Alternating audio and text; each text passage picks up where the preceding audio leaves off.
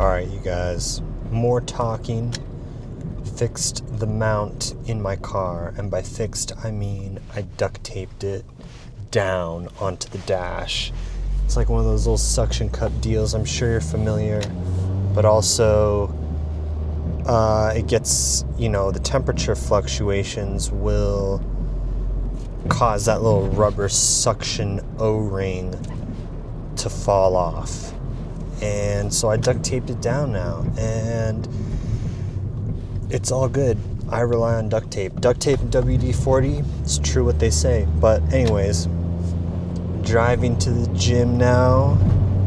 It's about 7 o'clock. Gonna hit legs on Sunday in the Church of Iron.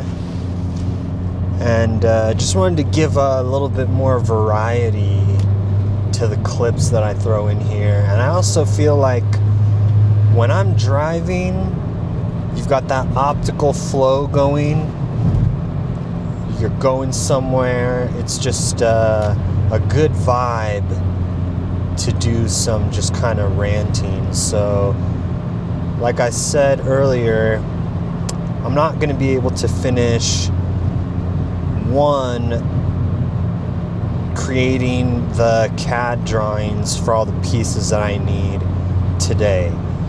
So I'm not going to spend all of my free time today working on that, but I am going to try to get some of my experimental measurements, design informing measurements, the magnetic field strength of my magnet, figure out what angle I should be swinging the plexiglass pendulum through the coil on. And I'm going to do that. I'm going to do some reading, and then I do have to do some work. And I was telling my coworkers Friday, how on Thursday night I spent like 5 hours after being at work for 8 hours working on stuff from home, and they were like, oh, you need work-life balance and all this, but I was like, dude, I just need to get it done. I'm not getting, deadlines don't care whether you work from home or not, and I need to deliver. I also think back to my grad school days and think about not my own, I wouldn't say is regret of like, I wish I would have worked harder, I wish I would have XYZ in order to have maybe, succeeded at the whole grad school thing. That is true in some aspects, but I also think of how there were people who I really respected who would work more beyond the whole 8-hour work day, and were like grad students or they're struggling postdocs, and they would be from a foreign country. They would have a wife and a toddler, and they would be getting paid, in the grand scheme of things, not that much more than I was being paid. So I'm like, if those people are willing to work that hard, what's my excuse? And I think, okay, I made not that much money as a grad student on a grad student stipend. Obviously, everyone knows that. And now I'm in a place where I'm really way more financially well off. And I think, okay, how am I going to look back at this chapter in my life? Well, the money is one thing. You can nickel and dime your way to doing it. Or it's kind of like the game of cribbage. My grandfather taught me that. He's not really related to me, but there's a lot of divorce in my family. But he's the only grandfather I've really actually known. He's a white guy from Iowa, and he plays cribbage. So he taught me how to play years ago. And there's you can get ahead by whatever hand you're dealt. Because it's if you're not familiar, there's a board with holes, pegs they call them, and you're trying to advance the pegs further than the other guy. But there's like two aspects. There's kind of like a hand winning aspect, which is kind of like poker or euchre, other games like that.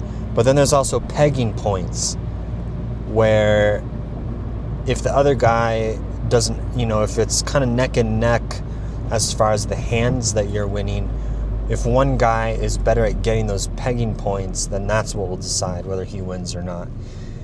And it's kind of like I see pure isolated financial success, financial gains as like those pegging points. So it's like, yeah, you could win with both winning hands and, getting ahead on the pegging points. And, those are like the investment bankers who are like super ruthless. But at the end of the day,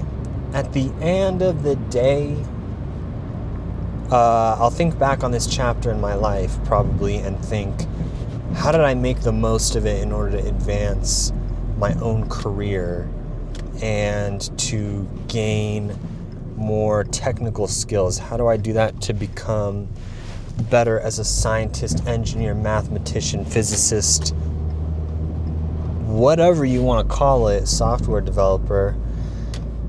I've also had enough time spent in industry where or not just industry, had a career long enough where it's, and I'm obviously very early in my career, but it's like I know what ends up on my resume at the end of the day as well.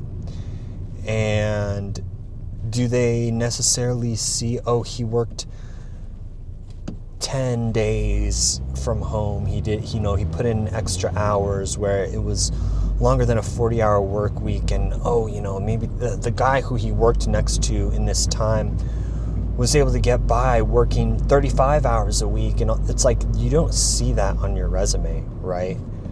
It's like the stuff you do is the only thing that shows up on your resume at the end of the day. And oh, I'm not cool, said all the nerdy engineers who are like 5 to 6 years younger than me, right? Or more. There's like a couple who are like 7 years younger than me. One guy just turned like 24. I'm 31. I'm the same age as like the senior staff, scientists, whatever. I'm not saying I'm as good as them, but it's like there are those outside of life things or outside of work things that are just from like outside life. You know what I mean? Where those things, you can't really take that away. The clock is still ticking. And so I am going to put in some work. I should go to the grocery store, but then I would also have to cook. Which I have a lot of stuff that I have to do. So I kind of want to like put it off and maybe go later in the afternoon as kind of like a break before work. But I'm here, so I'll see you guys in the next one.